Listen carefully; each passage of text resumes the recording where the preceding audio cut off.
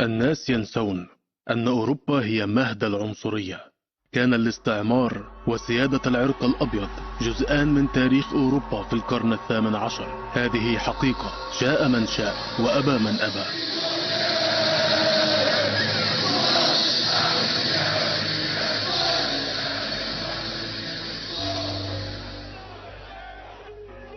فالتركيبة الأوروبية مبنية بأكملها على العنصرية. إنها دائما موجودة أمام عينيك في كل زاوية. لماذا؟ لأنه عليك أن تكون منفتح وتدرك أن العنصرية ليست مبنية على فرد، ولكنها جزء من النظام ومرسخة في نسيج المجتمع.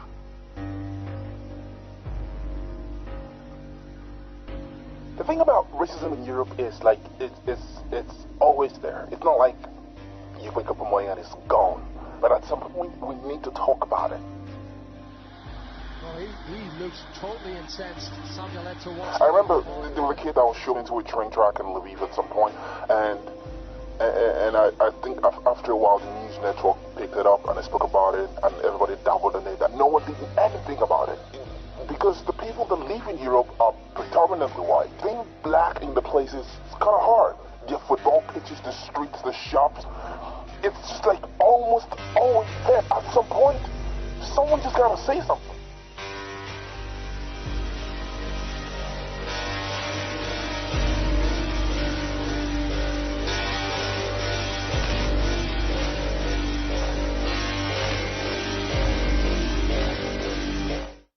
One story I must mention is when I worked in the insurance industry, which was a very cutthroat business, every man for himself.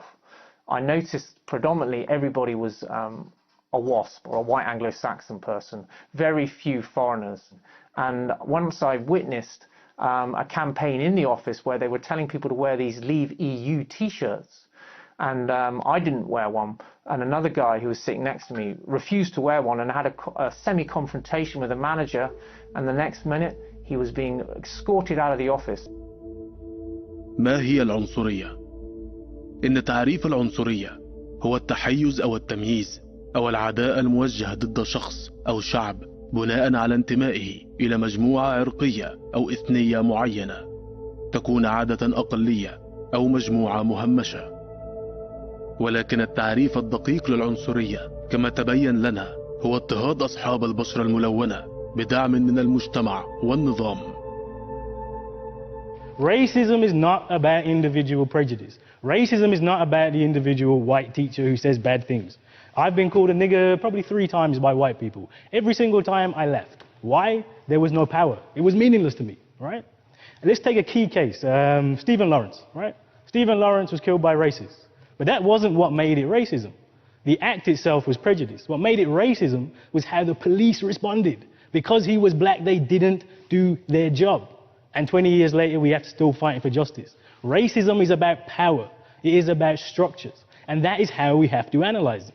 Not in terms of individual prejudice and these ideas, not in terms of it's in terms of numbers, in terms of inequalities, in terms of unemployment, it's in terms of university inequalities, which are actually worse than school inequalities. إن العنصرية الممنهجة موجودة في كل مكان. في السويد تشير التقارير إلى أن الأشخاص المولودين في الخارج معرضون لتصنيفهم كمشتبه بهم لارتكاب جرائم 2.5 مرة أكثر من الأشخاص المولودين في السويد لأبوين مولودين في السويد. أما بالنسبة للمولودين في السويد لأبوين أجنبيين فإن احتمالية تصنيفهم كمشتبه به لارتكاب جرائم تقل 2 مرات.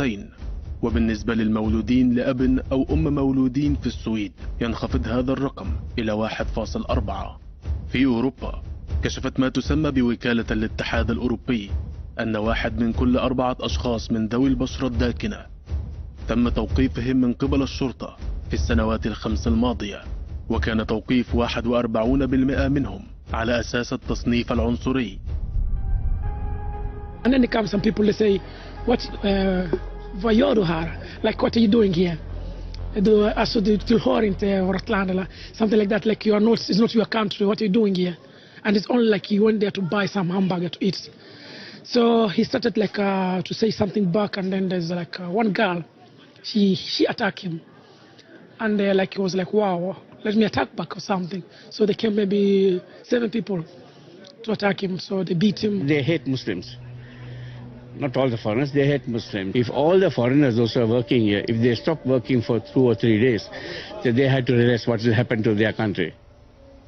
في بعض الدول الأوروبية ما يصل إلى 76% من أصحاب البشرة الملونة عاطلون عن العمل أو التدريب، بالمقارنة ب8% من عامة السكان.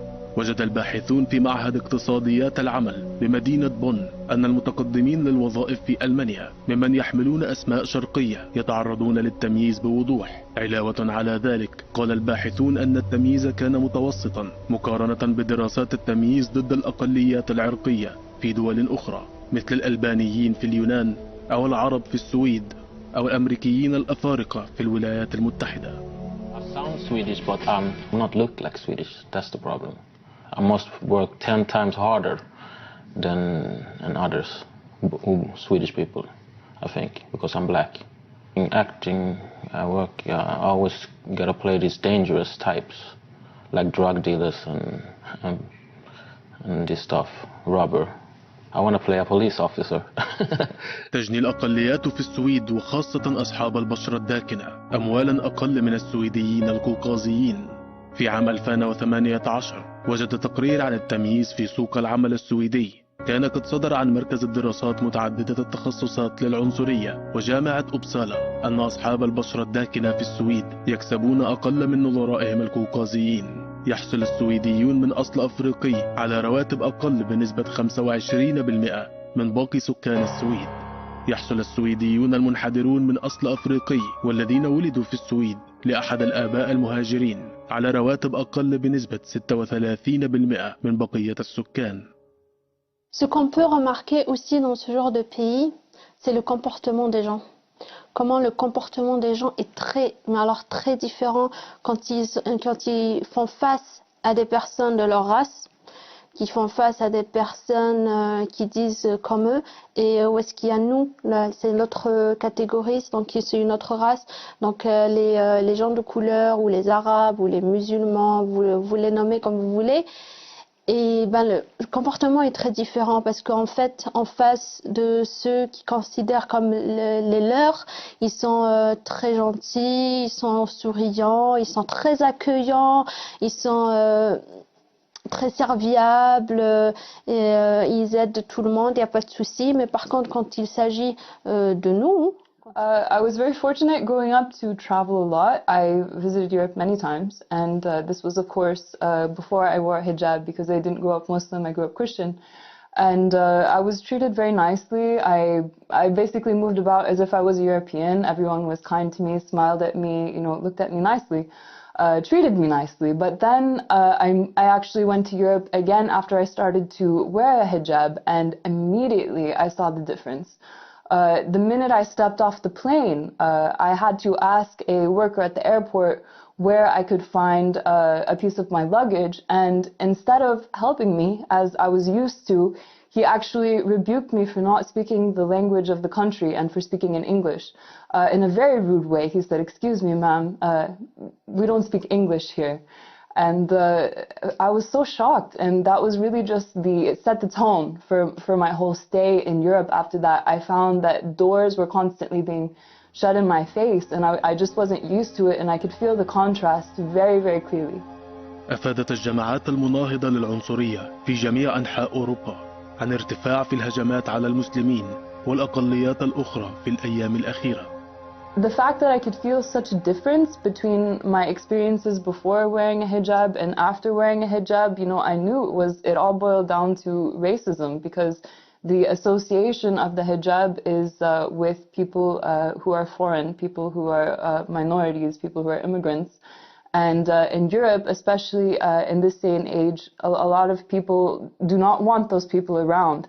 And they're quite hateful towards them. They feel threatened by them. They, make false accusations against them. There's this negative association. Lorsque j'étais à l'université, comme tout le monde, on étudie, donc on a besoin d'avoir un travail, on a besoin d'avoir un job. Donc, je suis à la recherche des annonces où je demande aux personnes s'ils ont entendu quelque part qu'ils avaient besoin d'une personne pour pouvoir travailler, quel que soit le travail, parce que voilà, on ne peut pas se permettre d'être très exigeant. Et donc, je me présente à l'endroit où est-ce que là, ils demandent des personnes.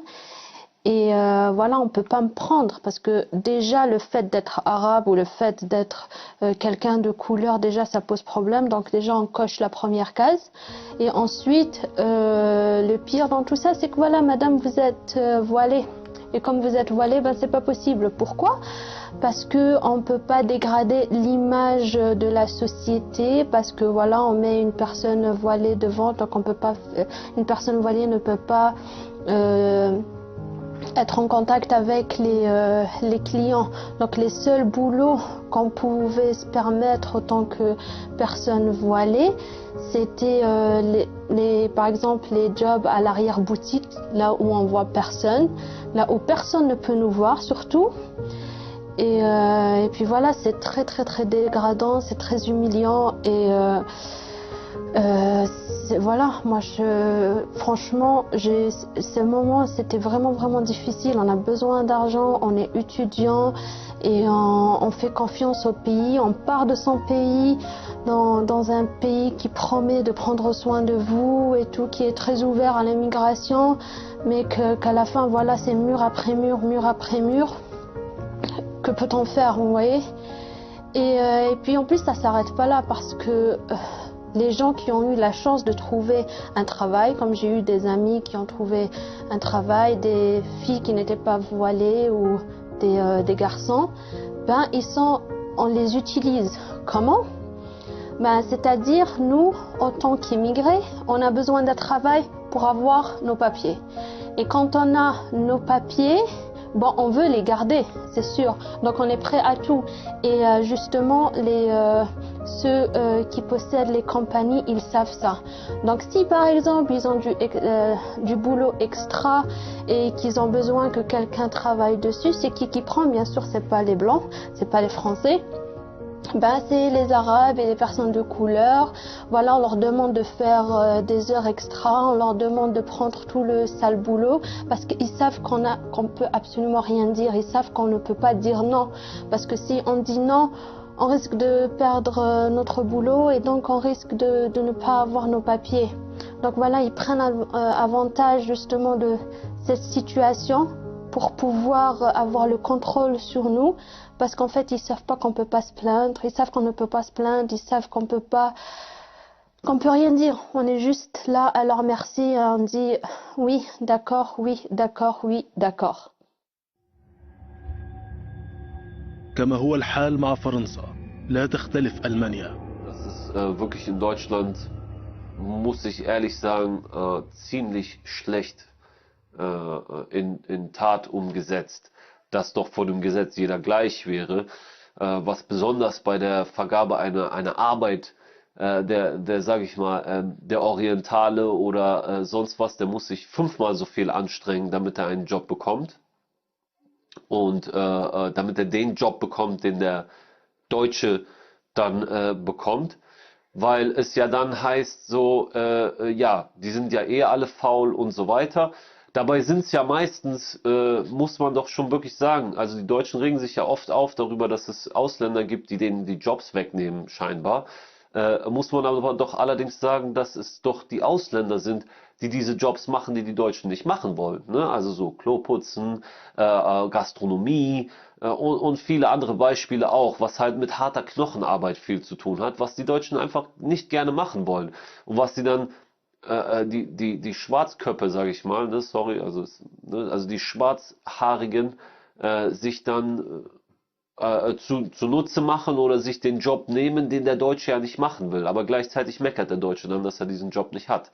Oder wenn er einen Job nicht hat, nee, sowas mache ich nicht, dafür bin ich mir zu gut. Dementsprechend muss man schon sagen, höhere Positionen zu erreichen als Schwarzhaariger oder ne, so einfach, sage ich mal, nicht Deutscher, oder nicht weißhäutiger, weil man doch schon merkt, dass ein Holländer oder ein Franzose oder ein Engländer oder ein Däne oder ein Schwede dann doch irgendwie in die gleiche Kategorie fällt wie ein Deutscher, was dann bei dem Orientalen, dem Afrikaner, dem Latino vielleicht oder nicht unbedingt der Fall ist. Ne? ازداد التمييز العنصري بشكل ملحوظ في ألمانيا، حيث تم الإبلاغ مؤخرا عما يقرب من 1200 شكوى من العنصرية من قبل وكالة مكافحة التمييز الفيدرالية الألمانية. In Deutschland, wo die dann teilweise meiner Frau, also es hat ja jetzt nichts mit einer Frau, mit der Sprache zu tun. Du bist ein Arzt, du sollst die Frau behandeln. Sie hat ein körperliches Problem, ein physisches Problem. Da musst du mir nicht unbedingt erzählen, warum sie jetzt gerade kein Deutsch spricht, obwohl sie gerade mal 3 Monate in dem Land ist. Ne? So, das ist halt, sind halt so Sachen, wo du dir halt so denkst, so, was hat denn jetzt ihre Sprache damit zu tun, dass sie ein physisches Problem hat?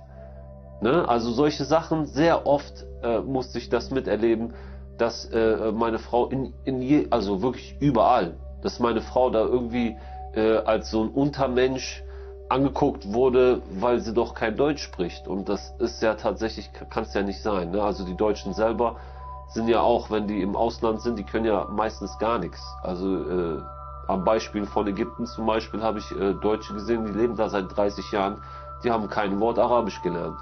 Die können gerade mal irgendwie Salamu alaikum sagen und das war's. Also es ist schon ein bisschen peinlich und ein bisschen auch heuchlerisch, ne, wie die Deutschen mit sowas umgehen. Muss man da dann doch schon sagen. Und sie können auch, also Ausländer können keinen Druck ausüben auf Personen, die jetzt in öffentlichen Jobs arbeiten, wohingegen ich als Deutsche immer so ein bisschen die Karte ausspielen konnte, hallo, ich bin Bürgerin dieses Landes und es kann jetzt ja nicht sein, dass sie mir irgendwie Schwierigkeiten bereiten, das können wir doch alles anders lösen und einfacher. Hier dann habe ich auch meistens einen Lösungsvorschlag gemacht und das wird dann auch angenommen, wohingegen ein Ausländer oder ein Migrant seine Anliegen so gut wie gar nicht durchsetzen kann.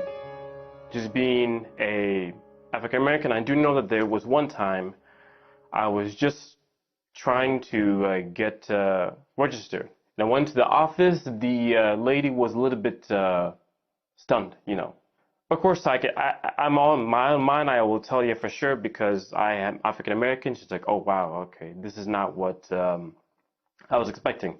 I knew for sure this is what her reaction was. I knew for sure. I approached her and I informed her like, hey, I'm just trying to get registered. And she said that, oh yeah, in this office, we don't do that. You have to go to the other building, which is like right across the street, and they will do that for you. So I went to the other building and they said that you have to wait for an appointment, which is going to be around 1 o'clock. And it was around like noon that time, so I had to wait an hour. And as I come back an hour later, the person informed me like, what you're trying to look for is not here. You have to go back to that same previous office that you went to. They are the appropriate building and she's the appropriate person. Ja, also Ämtergänge zu erledigen ist sicherlich für einen Ausländer immer ein Drama, weil er, auch wenn er sehr gut Deutsch spricht, in jedem Fall wird man ihm das Gefühl geben, dass er nicht ausreichend Deutsch spricht oder man ihn nicht richtig verstehen kann. Und von daher ist es für jeden Ausländer eine Tortur und auch erniedrigend, eindeutig. The caseworker that I was working with asked for two documents that support that I'm a U.S. citizen. Now at this point, I've already informed her that, hey, I'm a U.S. citizen. Here's my U.S. passport. However, my caseworker specifically asked me for a second proof, as if, you know, my first proof isn't proof enough. You know, I had to contact the U.S. Embassy and have the U.S. Embassy inform herself that the U.S. passport is proof enough. And really, this whole process took 2 months.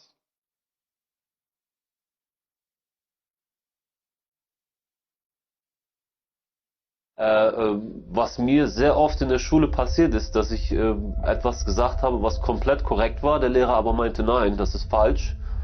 Und dann sich aber ein anderes Kind, was halt irgendwie ein deutsches Kind ist, gemeldet hat und genau das Gleiche gesagt hat, zwar vielleicht mit anderen Worten, aber so vom Grund auf das Gleiche war und dass das dann auf einmal richtig war. Und das waren so Sachen, die habe ich halt nie, das ist mir nie eingeleuchtet. Und ich habe auch mich oft dagegen zur Wehr gesetzt. Also den Lehrern dann auch wirklich eindeutig gesagt, hey, hör mal, was soll das? Warum kriegt diese Person eine gute Note für eine Sache, wobei ich doch genau den gleichen, also die gleiche Art und Weise, auf die gleiche Art und Weise geantwortet habe.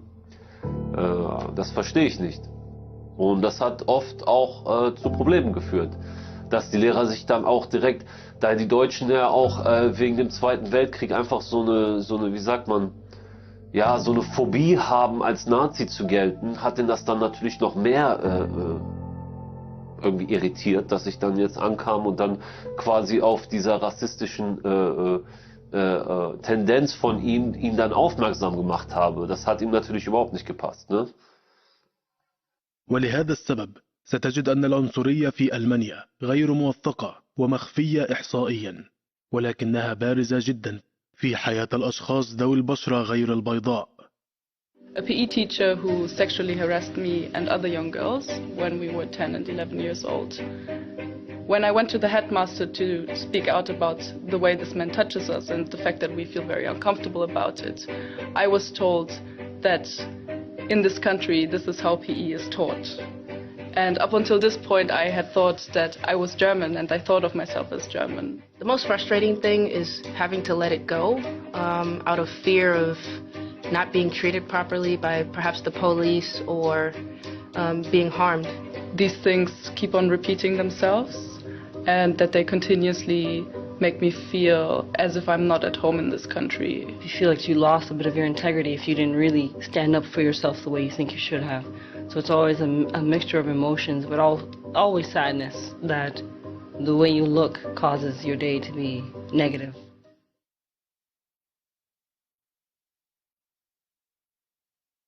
I mean, for me, going back to basics, I went to a very British school, had very British friends, lived a very British life. But despite all of that, the school that I went to, its benefactor was Edward Colston, who was actually the name of my school, and he was very much integrated into the slave trade. And because of him, thousands of people lost their lives. And interestingly, only recently, his statue, which had been an icon in the city, buildings were named after him, streets were named after him, entertainment venues were named after him. They finally took the statue down and threw it into the docks, which was a huge sign that people are beginning to fight the epidemic of racism that strikes into the heart of the UK, because it is institutionalized. The protest in London was the latest of many across the UK that have echoed events in the United States. But demonstrators are clear that there are huge challenges facing their own country. People think the UK is innocent. The UK is not innocent, not at all. Like, it happens here every day. People don't speak about it, but finally people are speaking up, people are starting to know about it. At this current moment in time, black lives are being largely affected, whether it's police brutality, whether it's institutionalized racism, and people are here to fight to say no more. Britain is not only racist, it is built on racism and perpetuates racism on a daily basis, right? The three pillars of this country are genocide, slavery, and colonialism. That's a story you won't hear, but it is the truth. All of the wealth, this wonderfully esteemed place we are in today, is built on genocide, slavery, and colonialism. It is maintained on colonialism. It is maintained on racism. And as has already been said today by the other side, I think it was, the school system, what's the role of the school system? Is to perpetuate the society. So once you show indisputably that Britain is based on racism, then the school system can only perpetuate racism, because this is the purpose of the school system. And this is really important to separate education from schooling. Now, I agree, education is wonderful. I love education. But schooling is a different thing. And what you get from nursery, primary school, secondary school, university, that is schooling. It is a system which is meant to control you. It is a system which is meant to perpetuate the inequalities in society. At school, the common essence for me was a lack of foreign people in my school. I mean, if I saw anyone that was of a different colour skin, it would be a shock. And that was disturbing for me later in life because it made me realise I didn't really have a way of comprehending or understanding that the people that I was seeing were actually just like me and you, but they just happened to have a different colour skin. You know, it created this barrier, and there was nothing in my education, despite it being a very exclusive aristocratic education, to help me comprehend this issue. And Asian people, many people would say, oh, they must have a carry house, they must have a corner shop. You know, it was all this stigmatization and stereotyping, which was shocking. University, things are quite different because I went to London, and London is a melting pot, there's no doubt about it. But what shocks you about London, the offset, is that despite it being a melting pot, you see people stuck in enclaves. You have a Chinatown, you have an Arabized area, you have an Asian community, and these people don't seem to mix or integrate very well, which is very sad. Because a lot of them are second or third generation immigrants, and it was these same people that came to the country perhaps after the Second World War who helped build after the collapse of many of the infrastructure, who helped rebuild the nation.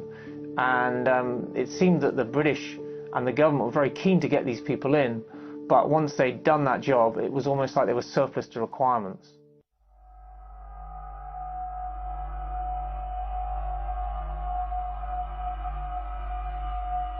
But also, as a nurse, we face these issues on a daily basis. Just look at the outcomes for our patients. You know, every single measure that you can apply, the outcomes are worse for black and minority ethnic patients. So whether it's diabetes, whether it's those that end up with amputations, the structure of our society it is inherent. The structural racism is inherent, and the outcomes are poor for a number of people that are of black, Asian and minority ethnic communities. In the Department of Education, when I was Families Minister, working with the Perm Secretary, because the Perm Secretary there basically didn't think that we were trying hard enough, because if you look at the profile of the civil service, look at the profile of parliamentarians, sure, there are very few people of my colour or David's colour in the leadership roles in those institutions. Back to Donna's point, even in the health service, we need to do better. There's no point us. I've gone to areas across the UK, you know, I've gone into East Anglia, I've seen how they've got a strong British National Party presence there. You know, far right more so, and they wear this, they have the flag there, the cross of St. George, and it's like all this, like, we are English, we are this kind of community, and they'll only accept people in generally to work in their communities who are from outside, such as Poles and Czechs, to do the fruit picking. They come in the summer season, then it's like, well, we don't really want you anymore. So it's like, well, we're happy to have people in our societies who prepare a decent kebab, who are musicians from ethnic minorities, but we don't want you to mix in and blend into other roles, more you know, high position, where you might be a threat to my status. Perhaps that's a concern for some of these people. It's interesting. في عام 2013 تم قبول 17% فقط من الأفارقة بدورات تدريب المعلمين، مقارنة ب47% من المتقدمين القوقازيين الذين تم قبولهم من قبل مؤسسة تدريب المعلمين. في عام 2018 كان 85.9% من جميع المعلمين في المدارس التي تمولها الدولة في إنجلترا من البريطانيين القوقازيين، و92.9% من مديري المدارس من البريطانيين القوقازيين. When you apply for a job in the UK, you still have to declare your origin, your origin of race. Are you a British American? British? Are you American? You know, all this kind of thing. And once you declare that, you know, it seems like it's a kind of a discrimination because they say they're actively making sure that every part of the society is given an opportunity, but surely it should be based on meritocracy, you know, as in you have that ability, not based on what your race or your gender is, whatever it might be. And even if I experienced positive discrimination, because it was always very easy for me to get a job in the UK, but it was just I didn't appreciate that there was discrimination in the way that things worked. But then I experienced going overseas reverse discrimination, in the sense, again, where I would be recruited in a school to teach foreign students from Korea. I would be recruited as opposed to far more experienced and well qualified local teachers who were Filipino, just because I was British and I spoke with a British accent. And then I would get a better salary as well, even though I had no experience. And I found this very hard to deal with as well. When I then worked in some of these schools, I noticed that they just wanted to take a photo of me and use it for the marketing material, and they didn't really care what I was doing as a teacher. So it seems that this isn't just a UK epidemic, it's a global epidemic. لا تكسب الحروب في ساحة المعركة، لكن في أذهان الناس. I mean, governments have got their own agendas, it seems, especially with EU law often setting the tone and coming through federal decisions made in Belgium or Luxembourg or Germany. And it seems that it's all about keeping some kind of strong iron rule, an iron fist over the people. And they don't want that integration, because they don't even seem to want harmony amongst the people, because as long as the people are kept in their little communities, they think they can manage them better perhaps somehow. It's a very dangerous cocktail that can explode, as we've seen in many countries like Sweden and Germany. النظام التعليمي ووسائل الإعلام والقانون في أيدي المشرعين. الحكومات التي تعتبر البشرة البيضاء والعيون الزرقاء أكثر أهمية من البني والأسود. هؤلاء القادة السياسيون والأشخاص الذين لديهم منصة قوية قادرون على التأثير في كيفية النظر إلى الأشخاص ذوي البشرة الداكنة. لا أحد يولد عنصريا، والعنصرية بالتأكيد لا تنبع من أفراد، إنها مؤسسية. لكن لا تأخذ كلامي فقط، انظر بنفسك. Show me the good child. Why is she the good child? Because I think she looks like me. Okay. Show me the bad child. Why is she the bad child? Because she's a lot darker. Show me the ugly child. Why is she the ugly child? Because she's like a lot darker. ¿Cuál muñeco es bonito? ¿Cuál muñeco es feo? And why is that doll pretty? Because he's white and he has 2 eyes. When you control a man's thinking, you don't have to worry about his actions. You don't have to tell him to go to the back of the bus. He will go there automatically as a matter of course.